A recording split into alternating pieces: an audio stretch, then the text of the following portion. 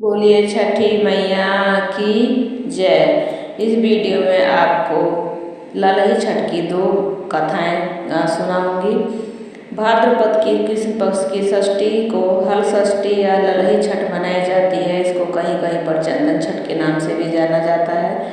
इस दिन महिलाएं अपने पुत्र की दीर्घायु लंबी आयु के लिए व्रत रखती हैं और पूजा पाठ करती हैं। चलिए सबसे पहली कथा सुनाती हूँ।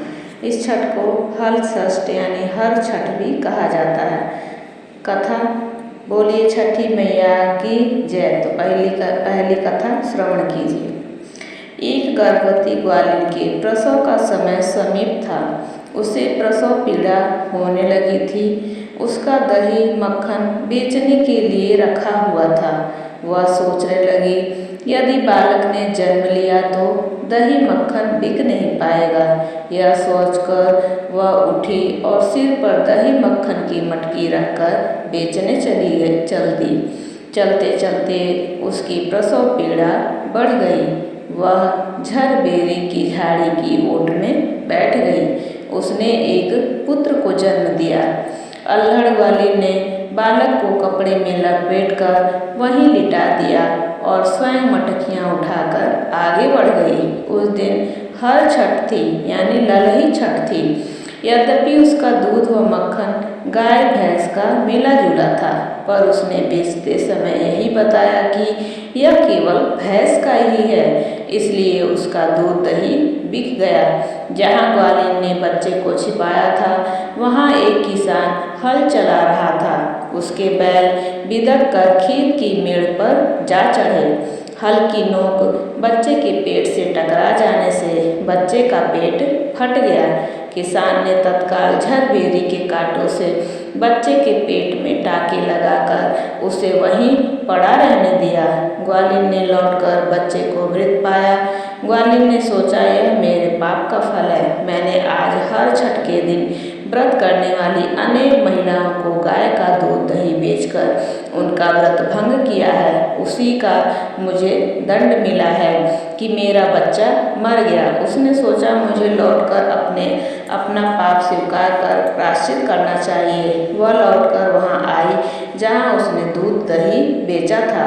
उसने गली मोहल्ले में घूम घूम कर अपने दूध दही का सारा रहस्य जोर जोर से आवाज़ लगाकर प्रकट करने लगी। यह सुनकर स्त्रियों ने अपने धर्म रक्षा के विचार से उसे आशीष दिया।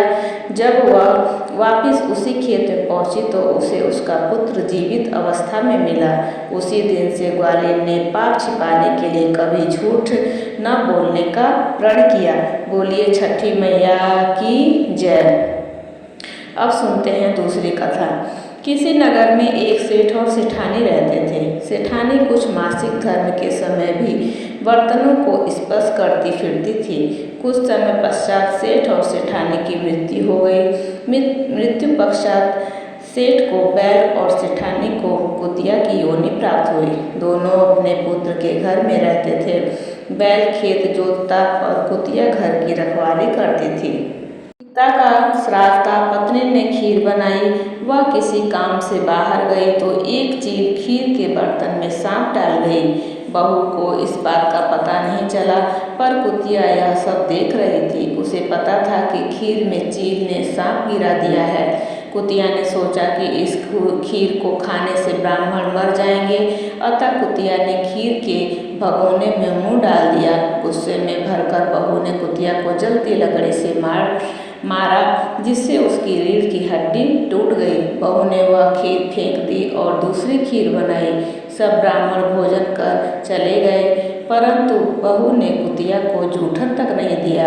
रात होने पर कुतिया और बैल बातें करने लगे। कुतिया बोली, आज तो तुम्हारा श्राद्ध था, तुम्हें तो खूब खाने को मिला होगा। मुझे तो आज कुछ भी खाने को नहीं मिला, उल्टे मेरी पिटाई और हो गई। उसने उपरोक्त खीर और सांप वाली बात बैल को बता दी। बैल बोला, आज तो मैं भी भूखा हूँ, कुछ खाने को नहीं मिला। आज तो और दिनों की अपेक्षा काम भी अधिक करना पड़ा। बेटा और बहू बैल और कुतिया की वार्तालाप सुन रहे थे।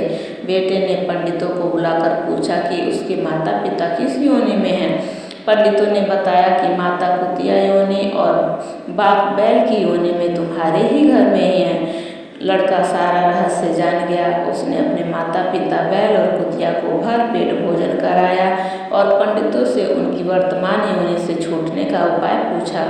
पंडितों ने परामर्श दिया कि भाद्रपद की कृष्ण पक्ष की षष्ठी को जब कुंवारी कन्याएं चंद्रमा को अर्घ देने लगे तो ये दोनों प्राणी यदि अर्घ के नीचे खड़े हो जाएं तो इनकी योनि से छुटकारा मिल जाए। तुम्हारी माँ ऋतु काल में सब बर्तन छूती थी, इसी कारण इसी दोष से इसे यही योनि मिली थी।